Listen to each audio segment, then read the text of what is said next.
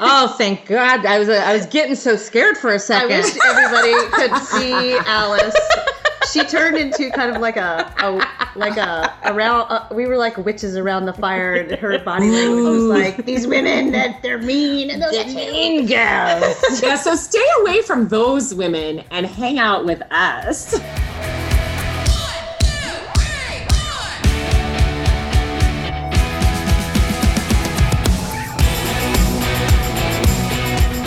Hey, Warners, welcome to Women Your Mother Warned You About, the podcast that makes business sexy again. I'm Rachel Pitts, mom, realtor with BRG in Myrtle Beach, and creator of The Closing Curve.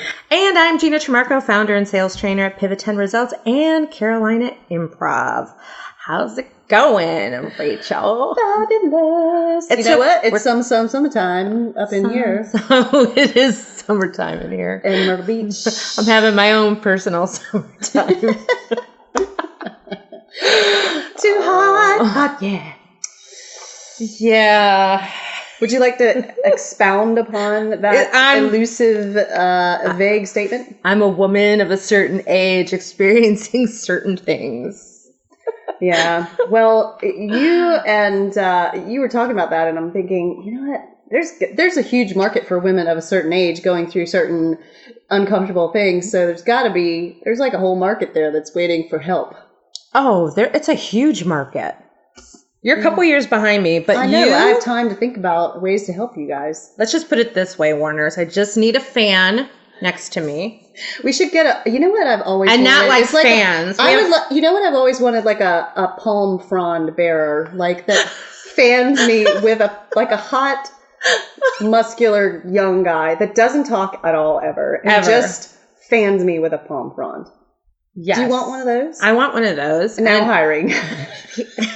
I probably will need more than him. Okay, one on each side. I think I need more than being fanned. Oh. But that's a whole nother. Well, for now, for PR, HR reasons, we need one mute palm frond bearer. Palm frond bearer. We are now hiring palm frond bearers. This is a serious request. Okay. Anyway. Okay. What were we talking about?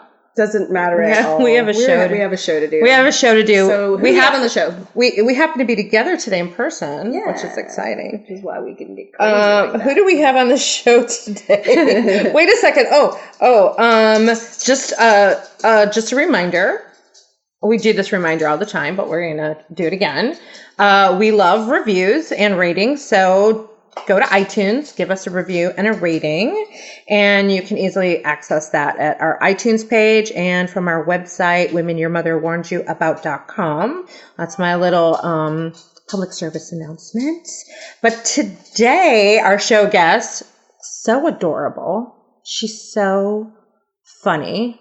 Alice Heiman. And I do have to say, she gave me a little bit of a heart attack at the beginning of the interview / show.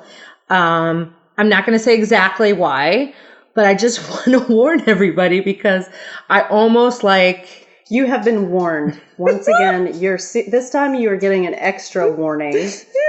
Once you've been warned and came and started listening, now you're giving an extra warning. I thought we were going to shut the show down by the way she was describing Women Your Mother Warned You About. Anyway, now you really can't wait to listen to the show. And my phone's ringing. I know Doug's gonna scream, but hey, that's the charm. That's the charm of us. That is the charm. Part of the charm of us. So at this point, he was able to go in and edit. And now we can start with, let's go back to, we'll go back a little bit. We'll go back to, when did the phone start ringing? We're about to talk about this person on the show. Oh, so anyway, Alice Heiman. Why don't you tell us a little bit more about her?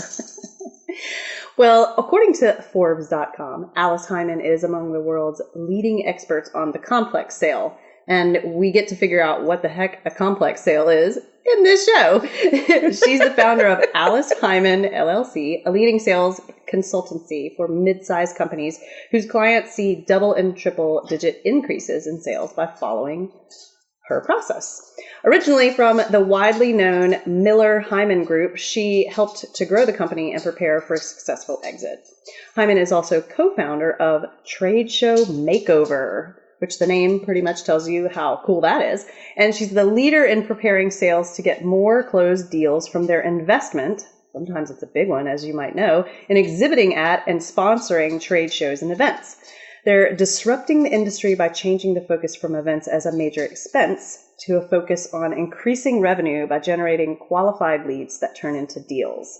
And that is huge because I know from experience that trade shows can really cost a lot. And then sometimes you walk away and you're like, damn, was that really worth it? Like, you know? Yeah, and it's exhausting half the time. And one of the questions I asked her was about how to engage people, because you go to those trade shows and people are just standing there talking to themselves, looking at their phones and not engaging. And you're like, why are you here?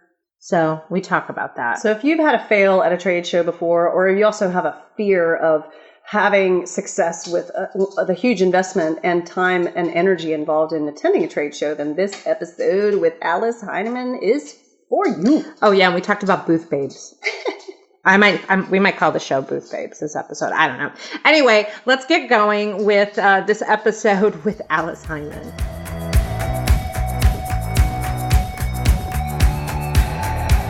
Alice, welcome to the Women Your Mother Warned You About podcast. Oh, those women. I'm telling you, got to watch out for them. Never know where you're going to find them either. It's kind of scary. We think you're one of them. Oh yeah, definitely. Okay, good. How would you, this is a question we never ask. I just came up with this question. How would you define a woman your mother warned you about? I think those are the women that have, they're mean girls, and they're catty, and they don't have enough confidence to be able to be their authentic selves. And so they do things to undermine you. They're not really your friend, but they sometimes want to make you think they are. So those women who will, they don't have your back. They'll stab you in the back. Those are the women. Those are the women my mother warned me about. Well, I guess the show's over. Well, when we started this podcast, we were thinking that we were the opposite of the women like that. But I totally get you. Those are the women that you should be warned about. But the women that are open enough and confident enough to talk about those mean girls and to confront that part of society and that those cliques of women that are not inclusive to everybody.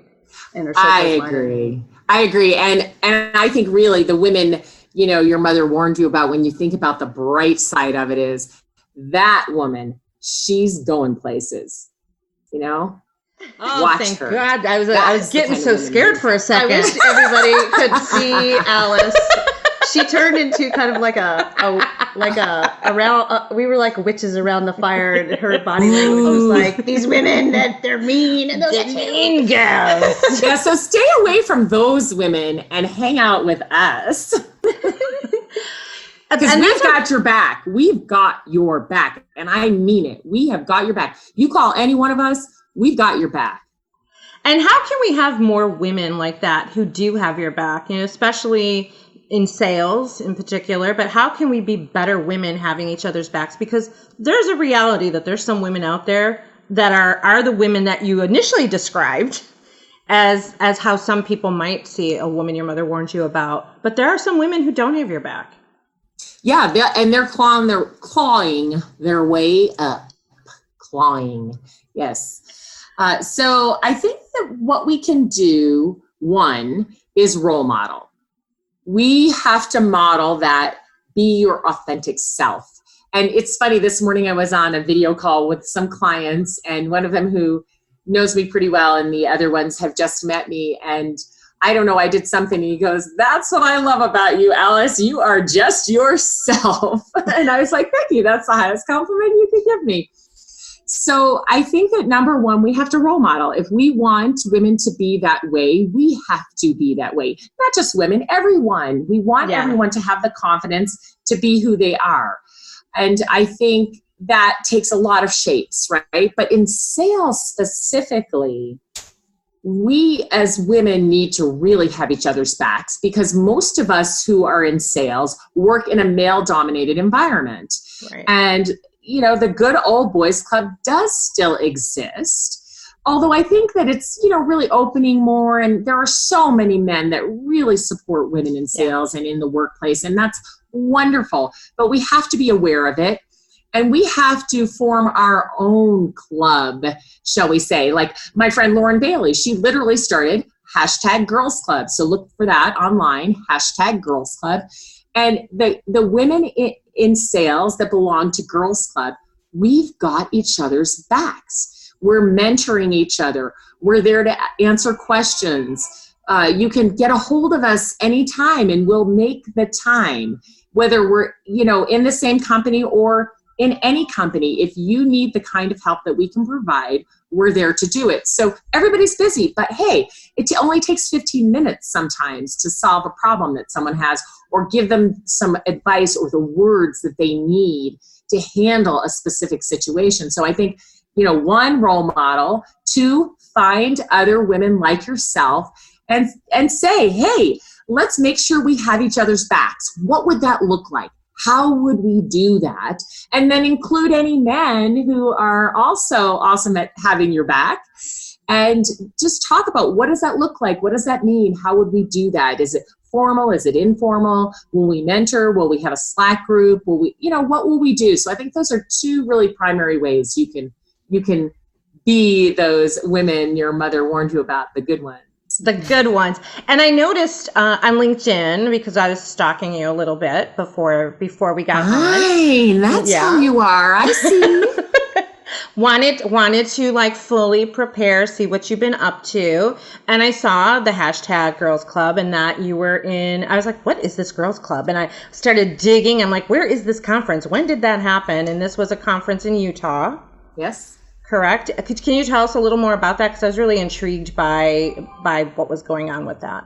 Yes. So we were in Park City, Utah, for 2 days of the Rise Up conference. And so what it is about a year ago, Lauren Bailey started the Girls Club, and she just asked a bunch of us. So we're in a group called Women Sales Pros. So women who own their own company and whose primary role is to help other companies increase sales.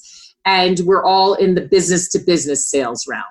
And so we got together for a lot of different reasons. One of them was just because there aren't enough women in sales, and we want to promote more women going into sales, and because there weren't enough women on the main stage when there were sales events. And we wanted to make sure there was a place where people could go, a website, womensalespros.com, where they could see that there's all these saleswomen experts that could be on the main stage as well. And so Lauren's part of that, and she reached out to all of us and some other people she knew and said, look, I just had this crazy idea. I woke up one morning and I just really want to start this girls club, and I want to have mentoring and communication and all of these lovely things. And we said, great, what do you want us to do? So some of us are thought leaders in the girls club, some of them are mentors, some are mentees. So it's everything.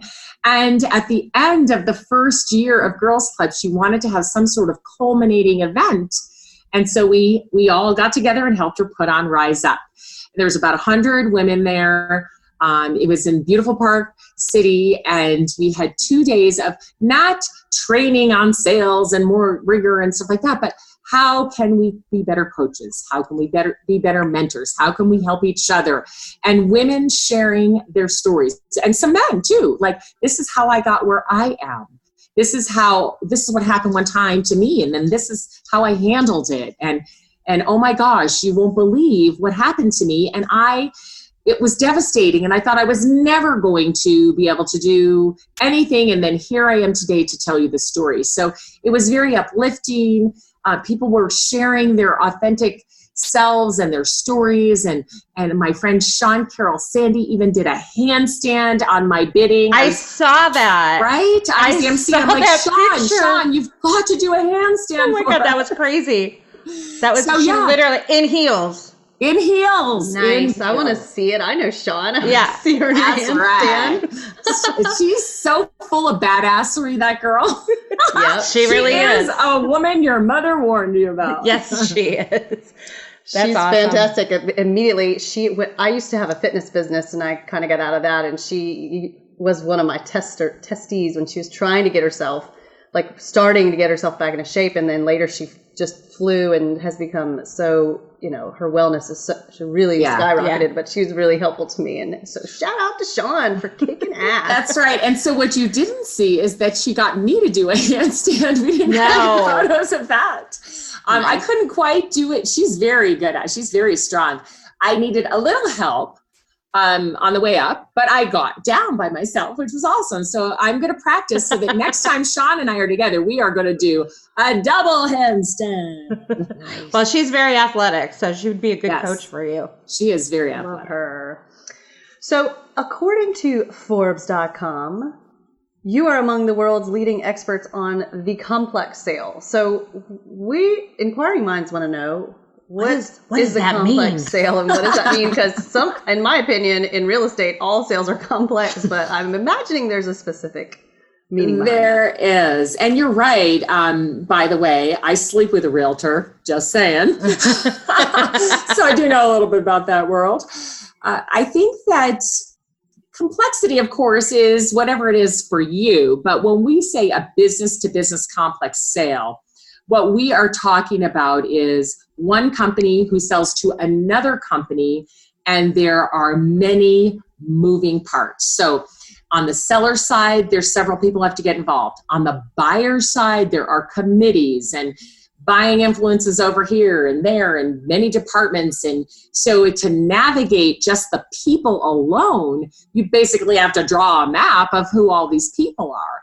And then on top of that, there are lots of things that make a long sales cycle. So from the time you say to me, yes, Alice, I am interested in your software, medical device, whatever it is, by the time you say that to me and you start to introduce me to the other people who are going to be involved in buying, it could be 6 months to a year before that deal actually closes. And all that time, you are taking steps together to move towards closing the deal. And those steps could be things like integrations that have to happen, accommodations that might need to be made, contracts that have to be changed, just legal things, compliance issues. So, it'd be like a $30 million med device company with 10 salespeople selling to a huge hospital group where there's going to be at least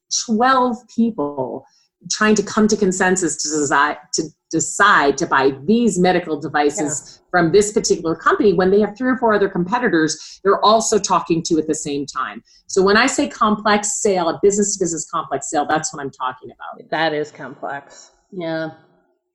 Sounds like a great fun time. It's fun if you like strategy and you like puzzles and you like stalking people on the internet and stalking companies and trying to figure it all out, then you would love it. Yeah, because with all those people involved, like in what I do in real estate, there's only a few people. You have to sort of figure out how that person likes to be communicated with and what makes them tick. But then when you've got 12 people on one side and another 12 on the other or more. Right. You got to figure out each one of those people and who's really the decision maker and who's, calling the shots and whatever. It sounds tricky. It's daunting sometimes because at the buying organization, sometimes they don't even know the route to get it done. And they're figuring it out as you go, because especially like, for example, with these huge hospital groups that are out there now. And I do have several clients in the field of selling to big hospitals, right? They're new to it. They used to be a small little group or just 2 hospitals or 1 hospital. And now they belong to a 50 hospital group. Yeah. And they're like, we are not sure how to buy this software. We're going to have to go talk to our CFO, who's going to have to talk to the CFO of the whole group. And so they're navigating it as well as you are. And there's so many complexities that, again, the deals can stall or they take a really long time, or it's just hard. And the buyers actually get fatigued in this process. Yeah. Because they're like, hey, we just wanted to buy some software. 6 months later, we still don't have it, So it's interesting. But, with real estate, like you said, you have maybe 2 people or, a family of people, and you have to figure out how each one of them tick. What's going to make them win, feel good? How do they want to be communicated with? Imagine having to do that for 12. Yeah. Mm-hmm. So it's super fun, but it is complex. If there was one piece of advice that you could give someone in dealing with the complex sale, something like that, what would be one nugget? Best practice. Yeah, I'll just go back to, what I was talking about before is being authentic. Just be yourself and build relationships with people. That's all people want. They want you to know them, right? They want you to like them. Now, some people are guarded and maybe they won't let you in at first. And I understand that, especially people in purchasing and stuff, because it's their job to get the best deal out of you and they don't want to be friends, for sure. But if you are real and honest and say, look, I'm here to help you get what you need. You told me you need these results. I can provide the results and I'm going to help you get them.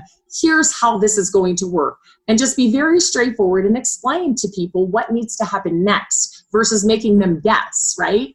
And because you've probably worked with other organizations that have these complex buying, decision-making type of, places, you know how some other companies have done it and you could even guide them. Well, in another case where we had this type of situation, these people also needed to be involved. So let's find them and get them on the team and get going. So I like to be, of course, be confident, be real, be helpful, explain how things are going to work, say it with words and then put it in writing and just make it easy for the people who are trying to buy.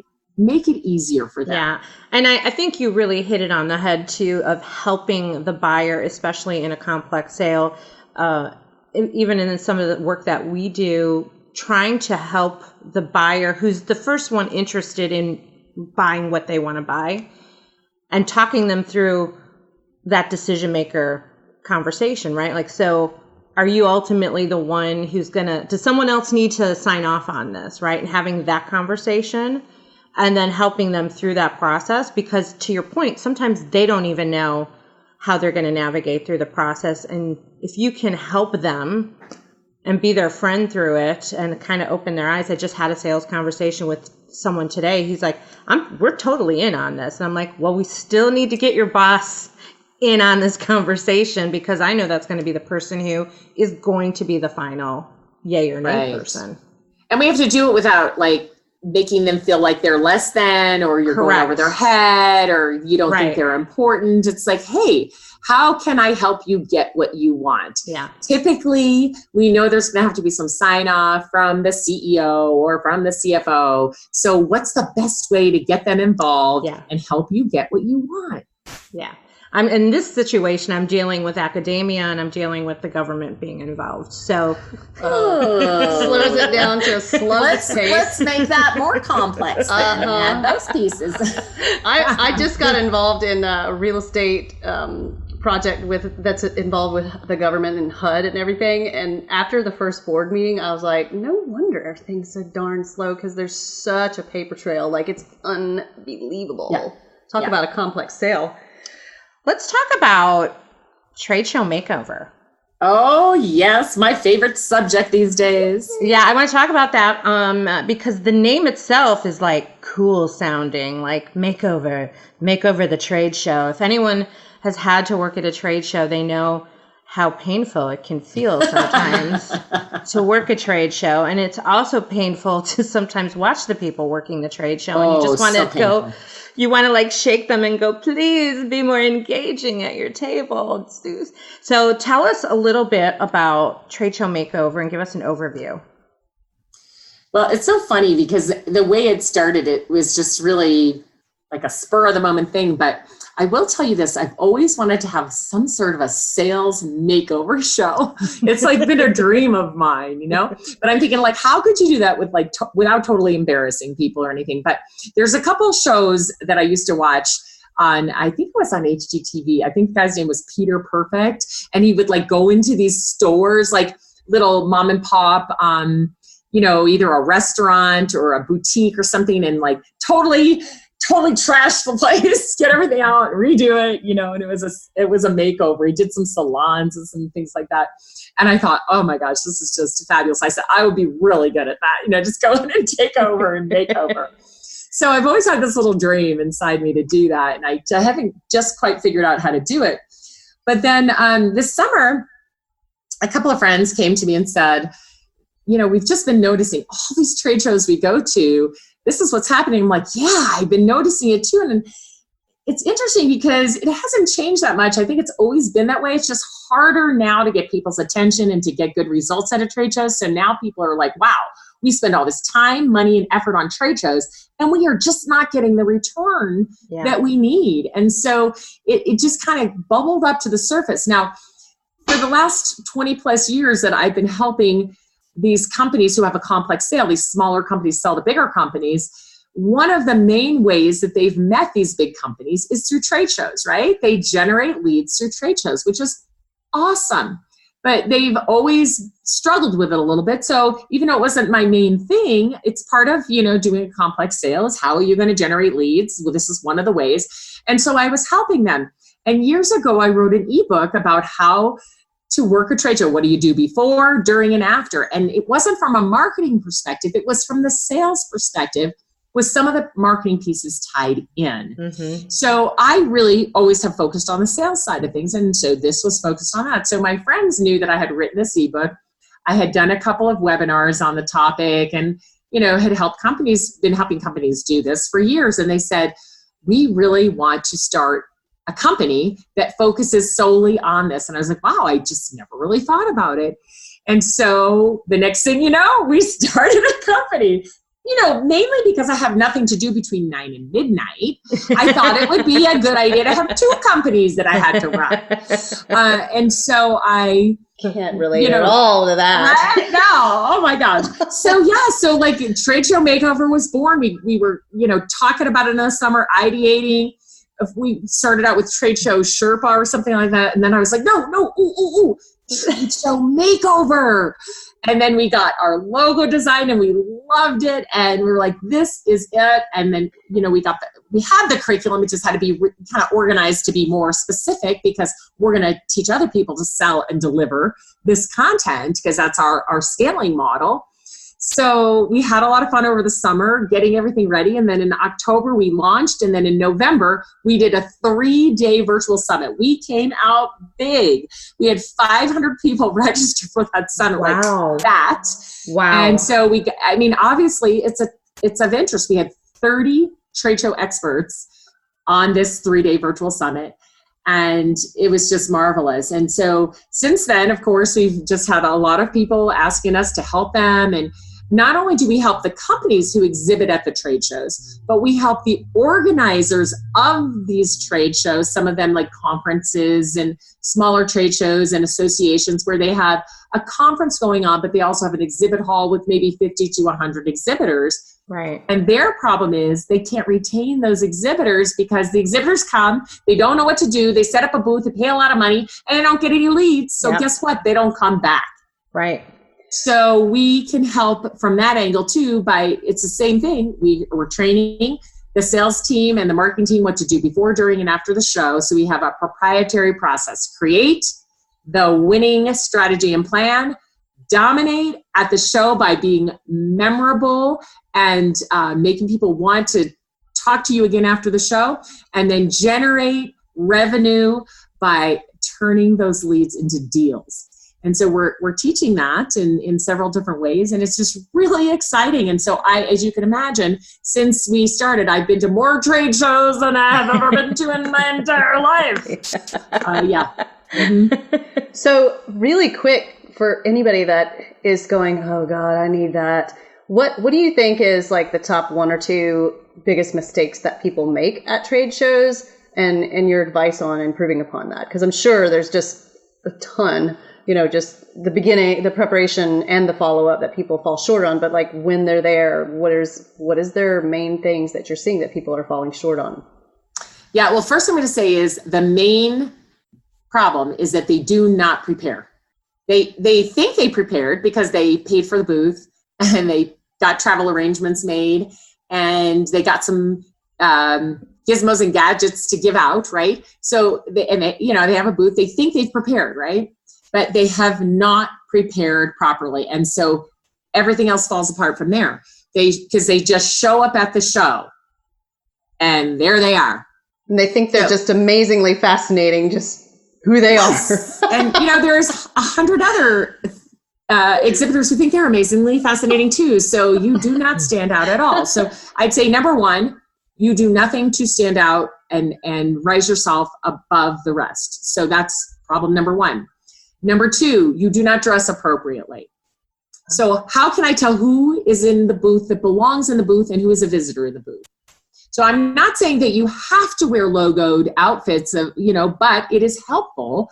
And if you don't have really nice shirts that match and have the logo on it, then at least have a badge that is the same for everyone. It has your logo properly on it. It has their name big so that people can see it, because you're wearing a lanyard that's hanging at your belly button. Hello, no one can see your name. It's on your belly button. So a badge, a magnetic badge that's good size and it's on your shoulder where people can see it, or a really nice dress shirt that has your logo on it, so people can walk into the booth and quickly identify who works there. Yeah, who's in this booth, right? So I think to really be on brand. Right, be on brand, exactly. So I can't even tell. I walk in, I'm like, I'm in this booth and I have no idea who works there. So that's a problem. Now, not to mention the people who are standing in your booth on their mobile device. Now, what are they doing?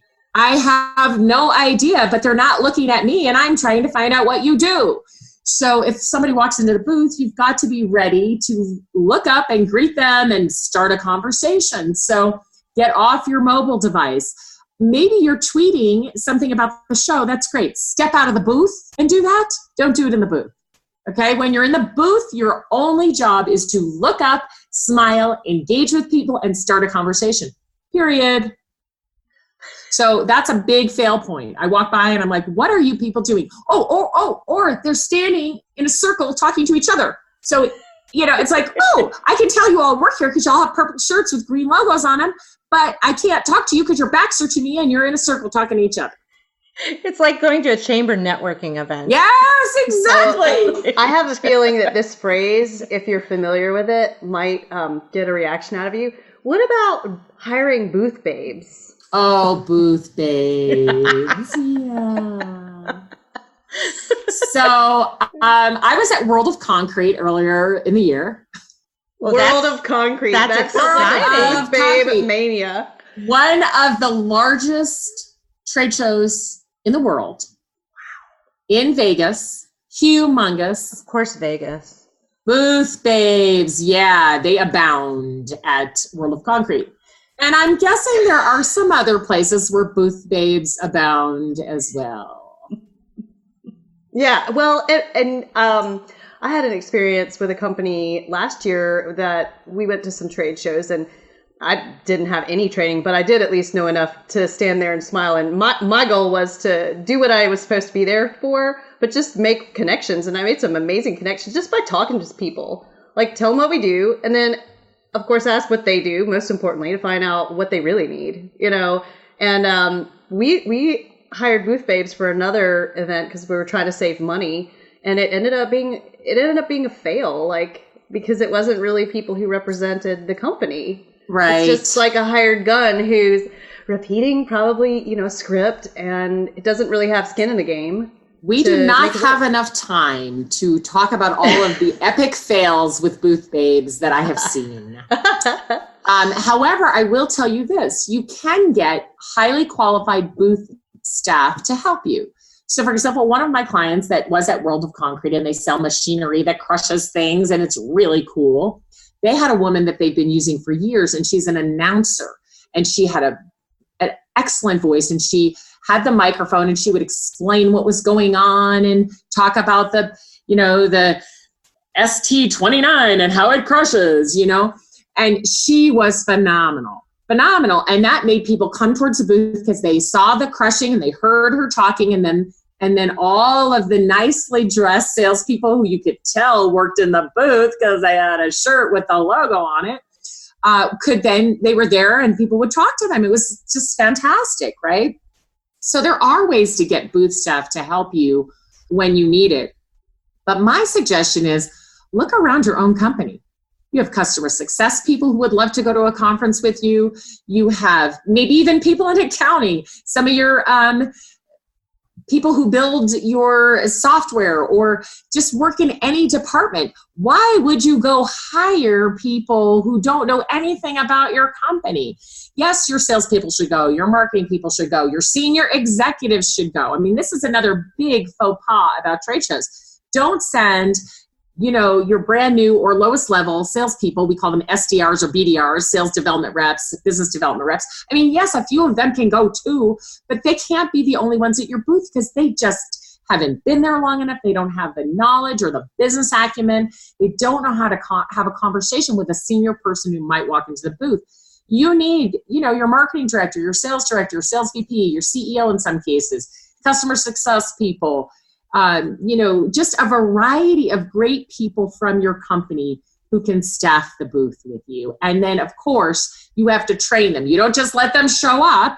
All this preparation that you haven't done but need to is, what are we going to wear? What are we going to say? What are we going to do? What is this all going to look like? Who's going to work when? What are you going to do when you're not working?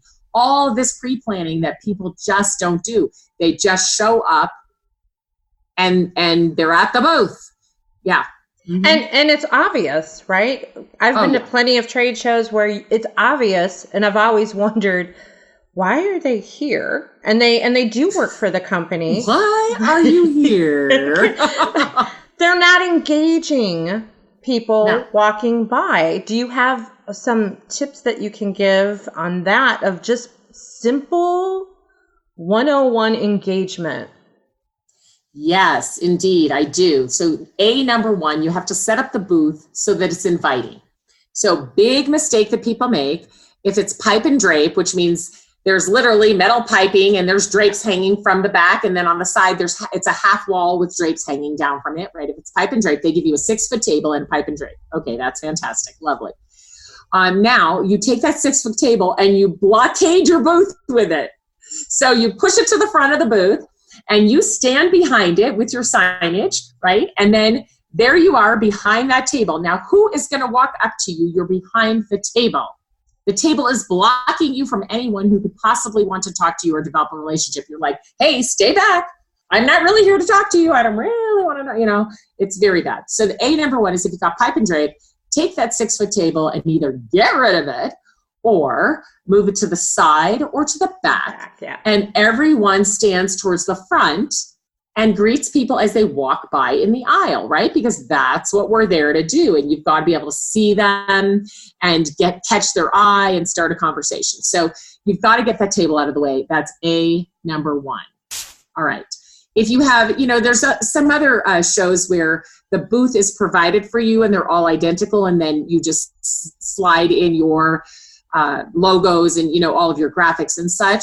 In those cases, those are usually built so that they're very open, because those smart people like Freeman who put those things up, they know that you want to invite people into your booth. Now, if you really have the opportunity, you can maybe get some comfy chairs, or you can get a couch or something so people can come in and rest. So make the booth inviting. Make people want to come into your area. That's just number one. And then the booth staff have to stand near the edge where the people are walking by, so you can catch their eye and smile at them and greet them and ask them how the show is going and if they heard the last speaker and what's been intriguing about the show. So you want to get them involved in a conversation, not say, hey, do you guys use blah, blah, blah? I'm like, no, and I just keep walking, and this happens to me all the time. Like I was at another big show in Vegas, where it's a show about trade shows, and it was an awesome show. But in several cases, the people standing in the booth, in fact, one of them was selling outsourced booth staff. So we'll get you people to work your booth. And she called out to me she was standing in her booth. I was walking down the aisle. She calls out to me, hey, do you use outsourced booth staff? And I was like, no. And I took another 2 steps. And the girl on the other side of the booth said, well, have you ever thought about it? And I was like, no. If they're as terrible as you, I certainly don't want yours. Can you imagine? And I'm thinking to myself, and you're selling outsourced booth staff. Oh, no. You don't call out to the people in the aisle and ask them a question. Like, you don't even know who I am. I don't exhibit at shows. I help other people exhibit at shows. Right. Oh, so if you had been smart about asking me, hey, how's the show going? What have you found that's intriguing? What do you do? And I would say, well, I help companies do better trade shows. And then you might say, oh my gosh, you might have an opportunity to refer us if they needed booth staff, right? But she cat calls at me out from the aisle. That's exactly the word I was thinking. I was like, hashtag trade show cat call is what that sounded like. Do not do it. Do not do it. Do not do it. So make the booth inviting. Train your salespeople on how to start conversations. Don't pitch. Don't catcall, don't demo, unless we're chatting and I'm like, well, gosh, can you show me how that works? Great. That's an invitation to do a demo. That's what you're looking for, right? So yeah, we got to change that. But people, if they're not trained to do that, they don't know what they're supposed to do. It's not their fault. It's your fault because you didn't train them. Train them on what to do. It goes back to what you originally said. That you have to prepare before you get there. Right. And that's what's not happening with the people who are catcalling. Well, that is, and if you hire staff, outsourced staff, they may not care. And that's the most important thing is that people within the booth, it seems to me, that people within the booth, you want them to care about what is being sold and care about helping people who are walking by if you have what someone needs. And, we hear this theme throughout almost every podcast guest that we invite on our show, which is you got to care and you got to build those relationships and it's got to be authentic. Yeah. Yeah. If you want to be good at sales, you have got to care. If you don't care, go sit at a job where you look at a computer or just work with a little team or products or something where it's not caring about people, because there's really no job where you don't get to care about people, but there are jobs where you can care less, I guess. But in sales, you have to care because you can't solve their problem if you don't care enough to learn it. You're just selling a product to them. You don't know if they need or want it, right? No good. You've got to care enough to learn about their problem so you can help them solve it. And if you can't help them solve it, be enough of a resource in your industry so you can direct them to someone who can. This is one of my most fun things about trade shows. I always stalk the other exhibitors. I always get there early when we're set. I get set up and then I walk the floor and say hello to as many as I can and see what they have and see what they're doing. So when someone comes by my booth and I say, well, what's intriguing about the show? What are you looking for? And when they tell me, and it's nothing to do with me, or my client, because it's usually my clients I'm helping, then I say, I met a gal over there at booth 59. Walk over there and tell her Alice sent you, and I think she's got what you're looking for. That's now brilliant. That person's going to remember me, right? Yeah, that's brilliant. So I just made myself memorable and helpful, and everybody wins. I love that. And I also love walking around to the other booths before the show starts to make connections, because you don't know who can refer you as well. Well, my gosh, sometimes the exhibitors are great referral sources, great people you can partner with and make more official type of partnerships. But sometimes they're also your ideal customer. And I just love that, because a lot of times you can't get, even if you exhibit, you can't get the list of people who attend. You can get like a list of the companies who attend. And sometimes you can get the names, you can't get the emails, and I don't blame them, because my gosh, everybody would just spam everybody. So I really don't blame them, right?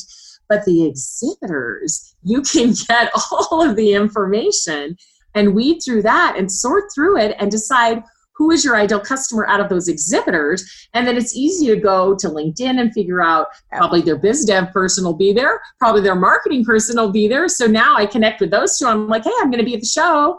Now I've got 2 new friends. Hey, how can I help you while you're at the show? I'm going to be there, blah, blah, blah. So people overlook that a lot of times. Another thing they overlook is the speakers. I always go through and connect to all the speakers. And you never know, because it's like, oh, hey, I'm going to be there. I hope to see you. I hope to meet you. Maybe I can, if they're signing books, I want to get a book signed. But they are at companies that could refer you or could do business with you as well. So just because you can't get the participant list, you could always get the speaker list. And usually they even have the links to their social media for the speakers. Super easy. Why wouldn't you do that? It's so obvious. I always connect with speakers when I'm going to conferences with other speakers. As a matter of fact, one of them texted me last night because we're going to start partnering. She wants to start referring work to me because there are certain things she doesn't do. And so now she wants to pass them on to me. And she's asking for pricing now and booking me for January. And that was me stopping to talk to her as another speaker. And the fact that we're talking to you today is because I got to know Sean, because she and I were both a speaker at a conference, and then went to New York together, and that's where I met you. Oh, right. Oh, my gosh. See? Sales Hacker. Yeah. Yeah. At that conference. Oh, my gosh. Good memory. It's a small world after all. It's a small world. Hey, shifting gears just a little bit, because I know we want to get to this with you. Tell us about #JoyfulWorkplace. Yeah. Oh my gosh. #JoyfulWorkplace. Please go to my Twitter. That's the main place that I'm doing it. I'm going to start it up on Instagram as well and on LinkedIn.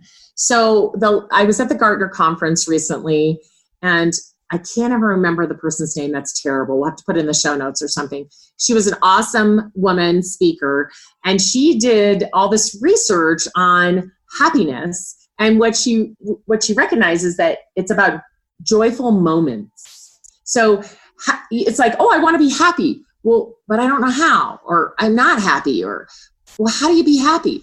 It's the small moments that you're missing. You're letting them pass you right by, all these small joyful moments in your life. So if you go from joyful moment to joyful moment, sure, there'll be some other stuff in between, but we stay focused on those joyful moments, right? And then we're happy. And so I love the idea so much that I decided to start #JoyfulWorkplace. And so anytime there's something joyful in my workplace, I want to post it, and I want all of you to do the same thing. So, for example, some people bring their dogs to work, and I had one of my friends, they posted their dogs at work, Joyful Workplace. The two of you together today, because usually you're not in the same spot, take a picture of yourselves and post, this is Joyful Workplace because we were together today, physically together today, kind of thing. And then, like, I have flowers always in my office from a friend of mine who has a farm with her sisters, and they grow all these beautiful flowers for events. And I was like, events, shaments, bring me flowers every week. So they bring me a vase of flowers every single week for my office, and they're beautiful. So you'll see on my Twitter right now that those are posted. But there's so many fun and joyful moments at work, just eating lunch together sometimes, or taking a short walk, or you got a new book. I just got a stack of books, and Joyful Workplace, books came from Amazon. Just whatever those little joyful moments are, please do #joyful moments. And Joyful Workplace. Joyful moments is good too. But #Joyful Workplace, and I monitor that, and I'll talk to you there. That picture I posted earlier of you, we were at lunch. It's a really funny picture of her in a ramekin, an empty ramekin of dressing. It's too hard to explain, but I'm going to repost that. With Joyful Workplace. Well, and one really great point about using that phrase joyful workplace is I think a lot of people, especially entrepreneurs, we get stuck in this mentality sometimes of where we want to be. And so thus we miss out on these joyful moments that are so, so crucial, because as you mentioned, life is lived in moments. And funny that you say that, because on my Instagram this morning, that's exactly what I was talking about. I reposted a beautiful picture from my honeymoon, and I said something about, remembering these joyful moments, and you go from moment to moment. And sometimes when you're in kind of a difficult moment, you just have to be super grateful and go back to those beautiful vases of flowers and go back to those amazing moments, because there's going to be great ones and there's going to be hard ones. And taking time to really focus on the joyful parts as much as possible and looking for it, it helps to get you through the times that are tougher. And I think sometimes we just roll along with like, this is just not good, and I wish it was better, and I wish we could already be over there, instead of really noticing the joyful that's right now, because that's all you really have is right now today. Yes, yes, and yes. And I just think with this hashtag too, if you are having a bad moment, just go search on Instagram or, on Twitter, hashtag JoyfulWorkplace, and look and see what everybody's posting that day. So I think that is a way to help each other stay joyful and stay in those moments as well, and think about other things they can do to make their workplace joyful. I mean, it could be as simple as baking some cookies and bringing them into work. That's Joyful Workplace. I mean, totally. This is joyful. That would make what we're doing, right? That would make my workplace so joyful. And so she loves cookies. She's a cookie girl. Oh, cookies. So in fact, what I'm going to do right now here is I'm just going to take a picture of us, and this is going to be our Joyful Workplace. So for today, everybody smile. Good. Yay! How fun. Alice, it's been so great having you on the show today. We know how busy you are, so thank you for carving out the time to hang out with the cool women your mother warned you about, as opposed to the other cool women. Kids. The cool girls. And how can people reach out to you, learn more about you, learn more about Tradeshow Makeover, work with you? What are the best ways to connect to you? So the first thing I want you to do is, if you're on LinkedIn, I want you to send me a message, and in the message, it has to say, I was warned about you. I love it. That's awesome. And if you don't put that, I'm not going to connect with you. So that's it, period. So I want you to send me a message on LinkedIn that says, I was warned about you. And then I will connect with you on LinkedIn. On Twitter, it's easy. You can just follow me. On Instagram, I'm Alice Heiman. On all social media, it's just Alice Heiman. If you want to find me on Facebook, that's fine. Twitter, LinkedIn. I have Snapchat. I never use it. I'm getting better at Instagram. So yes, find me on any of those channels. You can also go to my website, aliceheiman.com. It's HEIMAN, aliceheiman.com. And then my new company that I work on between 9 and midnight is Tradeshow Makeover, www.tradeshowmakeover.com. So awesome. Yeah, that's how you can find me. Awesome. Well, we'll put that information in the show notes as well, so people can see it and not just hear it. So thank you so much for hanging out with us today. Oh my gosh, it's my pleasure. It was really fun. What a joyful workplace we had today. We did. Well, we're going to wrap up. We want to thank Alex one more time for being on the show. And thank you to all of our Warners for listening to this episode of Women Your Mother Warned You About. To connect with me, Gina Tremarco, directly, or learn more about Pivot 10 results, you can visit GinaTremarco.com. And Rachel? You can find me, Rachel Pitts, all over social media as Rachel on Real Estate, or go to rachelonrealestate.com, or get your free How to Buy a Home guide at theclosingcurve.com. And what else? And you can find all of our social media links and some free cool downloads at womenyourmotherwarnedyouabout.com. And one more reminder, Warners, if you haven't rated and reviewed the show yet, please do. We know Alice did, and we love it. We posted it even. Please do so on iTunes or wherever you get your podcasts. And remember, for the best relationships, keep it real, raw, and relevant. And a little irreverence doesn't hurt either. Bye, Warners. This really will get serious soon. Yeah, it doesn't have to. I don't think anybody wants it to be serious.